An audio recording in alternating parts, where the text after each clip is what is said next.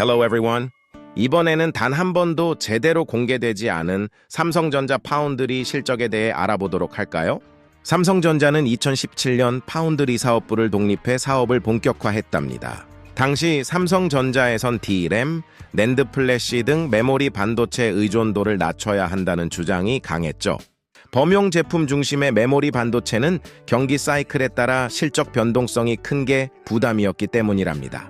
그리고 2019년 4월 화성 캠퍼스에서 이재용 당시 삼성전자 부회장이 드디어 결단을 내립니다.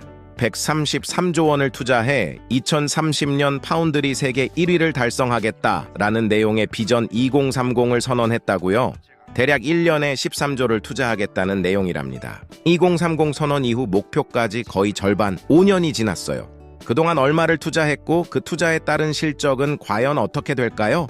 당연히 삼성전자의 2023년 실적이 담긴 사업보고서에 그 내용이 있을 거예요. 삼성전자의 부문은 크게 스마트폰, TV 등을 판매하는 DX 부문과 반도체를 판매하는 DS 부문으로 나누어져 있어요. 파운드리는 메모리와 함께 DS 사업부에 속해 있죠. 2023년 삼성전자의 전체 매출은 약 258조 원이고 이 중 DS 부문의 매출은 약 66조 원으로 공시되고 있네요. 그럼 메모리와 파운드리를 합한 매출이 66조 원이라고 할 수 있을까요? 아닙니다. 내부 거래 조정 등이라고 하는 항목이 있기 때문이에요. 약 23조 원이네요.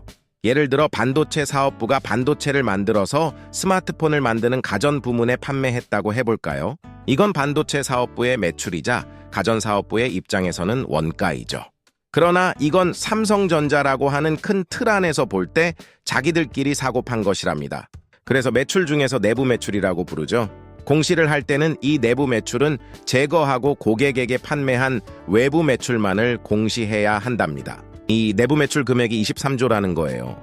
여기서 문제는 이 내부 매출이 어느 사업부에서 차감되어야 하는지 알 수 없다는 점이에요. 이 내부 거래 조정이 DS 사업부에서 모두 차감된다고 가정해볼까요? 스마트폰 사업부에서 메모리 사업부로 뭘 갖다 팔 만한 건 별로 없어 보이니까요. 그럼 66조에서 23조를 뺀 43조 정도가 DS의 외부 매출이 되겠네요. 이 43조에서 메모리 실적을 빼면 이제 비메모리, 즉 파운드리와 시스템 LSI 실적을 드디어 알 수 있겠네요. 다시 보니 그것도 안 되겠네요. 메모리 실적도 내부 거래를 포함하고 있기 때문이죠. 내부 거래 조정이 각 부문에서 조정되고 메모리 부문의 실적도 외부 매출만 구분해서 공시해줘야 가능하겠어요. 이건 비단 파운드리뿐만 아니고 다른 것도 전부 다 마찬가지예요. 즉, 그럼 메모리를 얼마나 팔았고 스마트폰은 또 얼마를 팔았는지도 알 수 없겠네요. 이건 무엇을 의미할까요? 여러 가지가 있겠지만 부문별 실적을 알 수 없으니 삼성전자의 밸류에이션은 불가능하다는 의미라고요. 워렌 버핏이 와도 이건 못해요. 흔히 한국은 저평가가 되어 있다고 말을 합니다. 매출 대비 시가총액을 보면 애플이 7배, MS가 14배, 아마존이 3배, 구글 알파벳이 6배, 엔비디아가 36배가 나옵니다. TSMC도 9배가 되는데 삼성전자는 고작 2배 정도예요. 매출에 대한 상대적 기대치가 낮죠. 물론 EPS 배수도 낮고 PBR 배수도 낮아요. 그러나 이게 단순히 저평가의 문제인지 생각해볼 여지가 충분해요. 이 정도면 평가가 불가능한 수준이라고요. 밸류를 줄 수 없답니다. 근본적인 원인은 부문의 단위를 내부 사업부별로 하기 때문이죠. 애플도 테슬라도 그리고 비교 대상이 될 법한 어떤 회사도 사업부별로 공시하지 않습니다. 투자자들은 애플의 사업부 이름 따위는 관심이 없어요.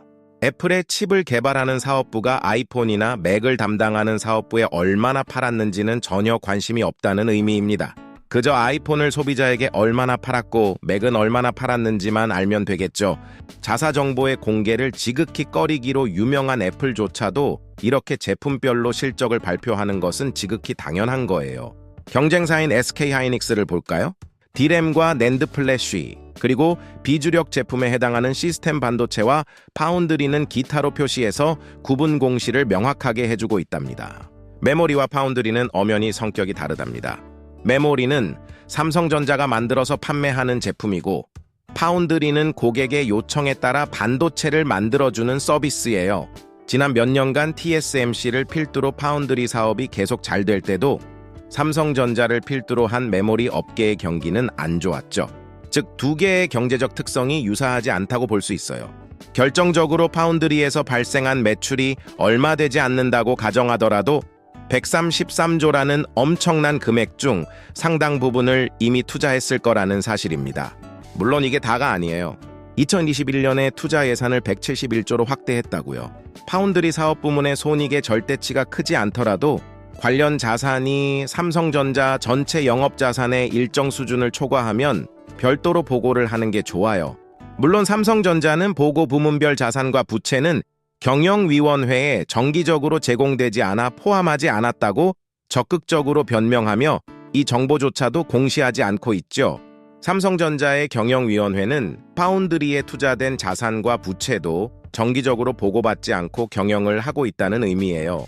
예산 171조 중에 지금까지 얼마가 투자되었는지 안 알려주겠다는 얘기랍니다. 파운드리 사업에서 삼성전자와 2위 싸움이 치열한 인텔을 잠시 볼까요? 23년 사업연도에 1조 원을 조금 넘긴 매출을 별도로 공시해주고 있죠. 2030년까지 세계 2위 파운드리 업체가 되겠다고 선언한 목표에 비해 너무 초라하죠. 또한 그 매출에서도 약 절반에 상당하는 손실을 남긴 처참한 실적이에요. 그럼에도 중요한 건 인텔은 사실 그대로 공시해주고 있다는 점이랍니다.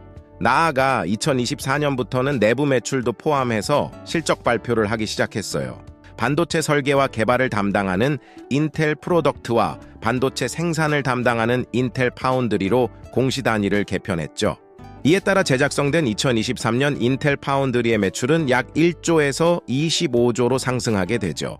이상하다고요? 아니랍니다. 여기서 내부 매출이 24조라는 사실을 명확히 해주고 있답니다. 파운드리의 매출 자체를 알 수 없는 삼성전자에 비할 바가 아니랍니다. 물론 시장조사기관의 데이터를 이용해서 약 17조라고 추정해 볼 수 있기는 하죠. 추정이 어느 정도 정확한지 알 수 없지만요. 맞다고 쳐도 그럼 내부 매출과 외부 매출은 각각 얼마인가요? 여전히 알 수 없죠. 그리고 왜 이 중요한 데이터를 우리가 추정해야 하죠? 그냥 삼성전자가 발표하고 자세히 설명해주면 된답니다. 이제라도 삼성전자는 비전 2030의 그간 경과사항에 대해서 구체적인 데이터를 보여주고 주주들에게 설명해주면 어떨까요? 많이 어렵나요? 기다려보죠. 마지막으로 가장 최근에 2023년 파운드리 실적 발표를 라이브로 들어보며 마치겠습니다. 단 하나의 숫자에 대해서도 말해주지 않는 이상한 실적 발표를 직접 확인해보세요. 삼성전자의 공시가 더 투명하고 주주 친화적이 될 때까지 이 영상은 계속 업데이트 될 거예요. 또 이런 부실한 정보를 가지고 증권사들은 어떻게 삼성전자의 미래를 예측하며 밸류에이션을 하고 있는지도 살펴볼 거예요. 다음에 또 만나요. 안녕하십니까. 파운드리 사업부의 정기봉 부사장입니다. 4분기에는 고객의 재고 조정과 글로벌 경기 회복 지연으로 시장 수요가 감소해서 실적 부진이 이어졌습니다. 이런 어려움에도 불구하고 당사는 적극적으로 3나노 및 2나노 GAA 기술을 개발하고 있습니다. 또한 첨단 공정 기술을 사용해서 새롭게 부상하는 응용초로의 사업 확장도 계획하고 있습니다. 이러한 노력으로 특히 HPC 응용초에서 판매 비중 증가 및 신규 수주가 증가했습니다. 실제로 우리는 2023년에 연간 최대 수주 잔고를 달성하여 성장 기반을 강화할 수 있었습니다. 1분기에는 AI 기능을 탑재한 스마트폰이나 PC 신제품 출시와 함께 수요가 개선될 것으로 기대되고 있습니다.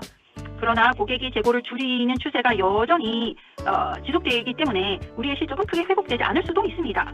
그럼에도 불구하고 우리는 수율 개선과 2세대 3나노 GA 공정 최적화에 집중하고 있으며 또한 HBM 및 첨단 패키징을 포함한 2나노 AI 가속기를 확보하여 미래를 준비하고 있습니다. 2024년에는 스마트폰과 PC에 대한 수요가 점차 회복되면서 파운드리 시장은 주로 첨단 공정을 중심으로 22년 수준에 근접할 것으로 예상됩니다. 당사의 중점 추진 사항은 첨단 공정 기술 개선에 있습니다. 우리는 3나노 GA 공정의 안정적인 양산을 지속하고 2나노 공정을 개발하며 AI 가속기와 같은 빠르게 성장하는 응용처의 주문을 늘릴 것입니다. 또한 성숙 공정에서 비용 경쟁력을 향상시키면서 차량용 반도체 수주를 지속 확대하고 있습니다. 이것으로 파운드리 사업부 마칩니다.